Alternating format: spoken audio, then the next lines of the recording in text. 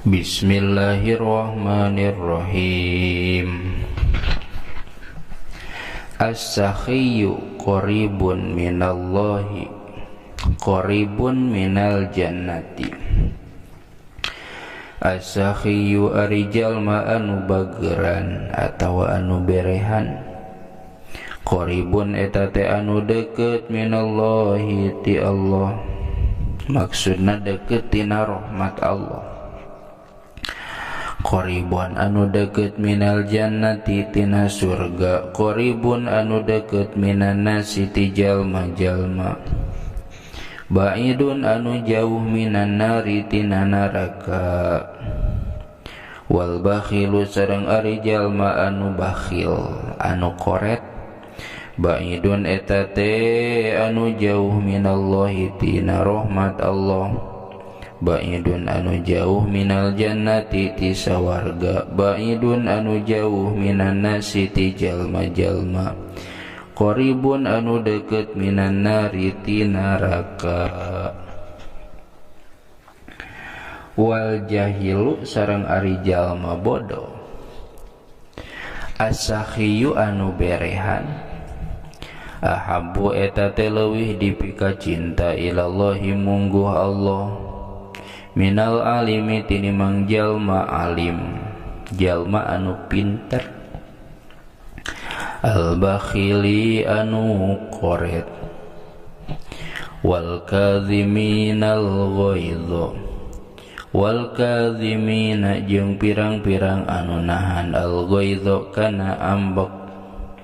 ayil jari'ina tegesna pirang-pirang anu nahan al ghaidho kana ambek, indam tila inufusihim dina nalika pinuh pirang-pirang nafsuna itu jalma, minhu tina itu ghaidh, tina itu ambekna. Wal kadmu sareng ari lafad kadmu, ari kadmu kadmu teh naon tadi aya kadhimin, kadmu teh naon? Ari kadmu teh habsus syai, eta nyengkerna hiji perkara, indam tilaihi dina nalika pinuhna itu se. Wa kadmul ghaidhi sareng ari kadmul ghaidh, ayam talia eta yen pinuh jalma, eta yen narima pinuh, nawanana ghaidhon ambekna, fayuraddahu, fayuradda maka nolak itu jalmahu kana itu ghaidh, fi jaufihi dina jero beteungna jalma, wala yudhirahu sareng henteu nembongkeun jalmahu kana itu ghaidh. Jadi ambek kapegung teh alus eta teh kadhiminal ghaidh titik. Wa anin nabiyyi sallallahu ta'ala alaihi wasallam, wa anin nabiyyi sareng katampi ti Kangjeng Nabi Muhammad sallallahu ta'ala alaihi wasallam, shalla muga nambihan rahmat saha Allah ta'ala alaihi ka itu Nabi, wasallam sareng muga nambihan kasalamatan itu Allah ka itu Nabi.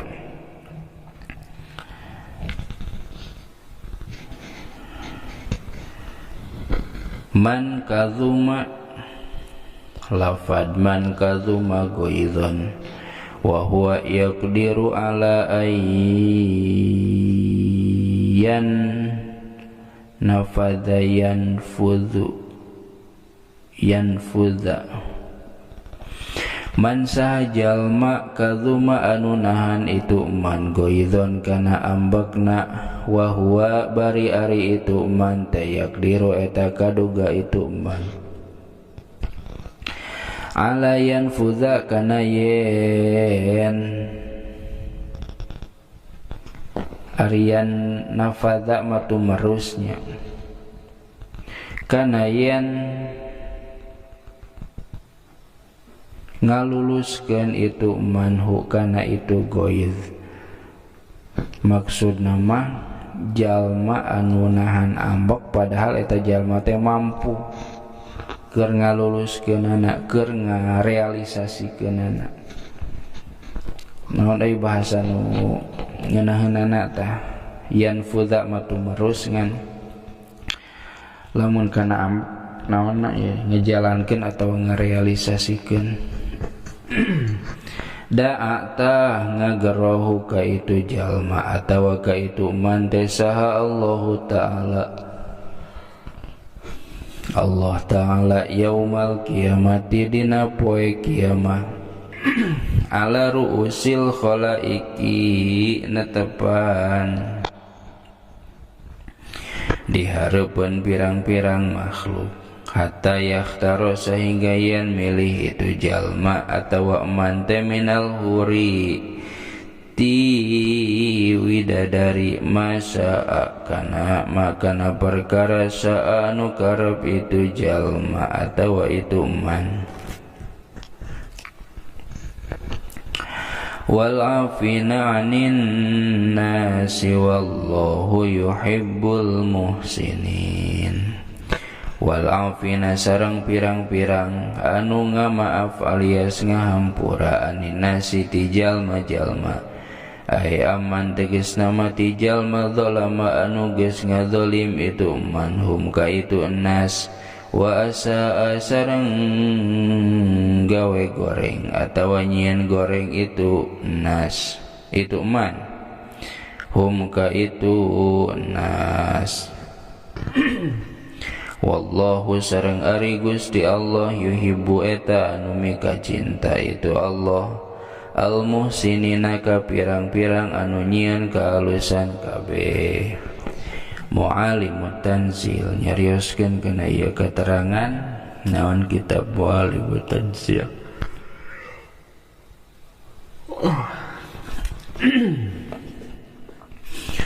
Qala Rasulullah sallallahu ta'ala alaihi wasallam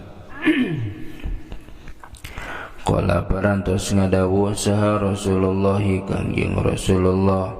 sallallahu ta'ala alaihi wasallam salamuga nabihan rahmat saha Allah Gusti Allah ta'ala barina maha luhur Allah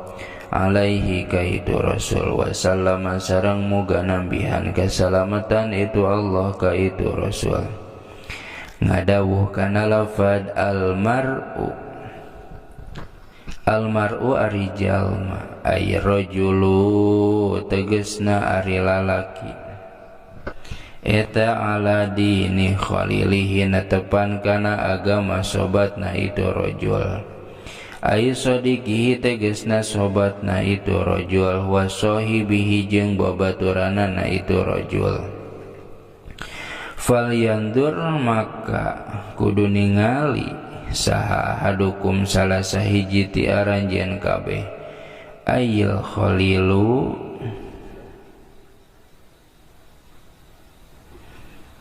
tegesna khalil teh anu mika asihnya sobat teh ilaman kajalma yu khalilu anu sesobatan itu man ayu khaliluhu tegesna anu nyieun sobat itu khalilhu ka itu man fatlub maka kudu nyuprih anjeun ropikon ka sobat ay sahiban tegesna ka babaturan yakunu anu bukti itu sahib desari ka eta ngabaturan itu sahib teka ka anjeun fi ta'alumi dina ngaji ilmu wa sahibaka jeung anu ngabaturan ka anjeun bi amri dinika dina urusan agama anjeun ay fi fa'li dinika tegasna dina pagawean agama anjeun wa dunyaka jeung dina urusan dunia anjeun li anal khalila karena saestuna anu nyobat nu ngabaturan ya sulu eta hasil min huti itu khalil teh naon fawaidu diniyatun pirang-pirang faedah anu bangsa agama kal ilmi sapertikeun ilmu wal amali sareng amal wa duai sareng doa wa syafaati sareng syafaat fil akhirati di akhirat wa dunyawiyatun sareng anu bangsa kadunyaan kal jahi sapertikeun kaagungan wal istinasi jeung katentreman wal mujawarati jeung katatanggaan wa ghairiha jeung liana itu anu kabeh wa fuhima sareng dipaham min hadzal hadisi tina ieu hadis teh naon annahu lafad annahu saestuna itu rajul teh la yashabu eta ulah ngarejengan itu rajul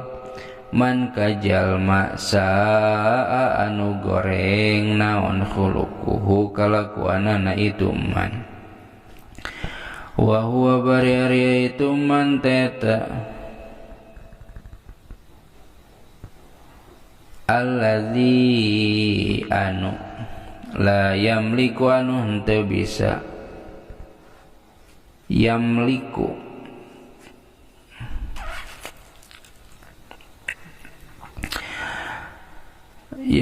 di dia manahannya la yamliku anu bisa nahan nafsahu kana nafsuna itu si man teh indal godobi dina nalika ambek yamliku teh ngamilik teh tadi kabaturkeun nahan maksudnya wa syahwati jeung syahwat nahan kana syahwat payaqo maka tumiba itu si man teh fil maksiati dina maksiat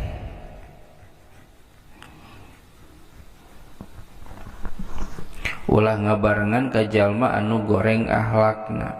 ari jalma goreng akhlak teh jalma nu teu bisa nahan ambek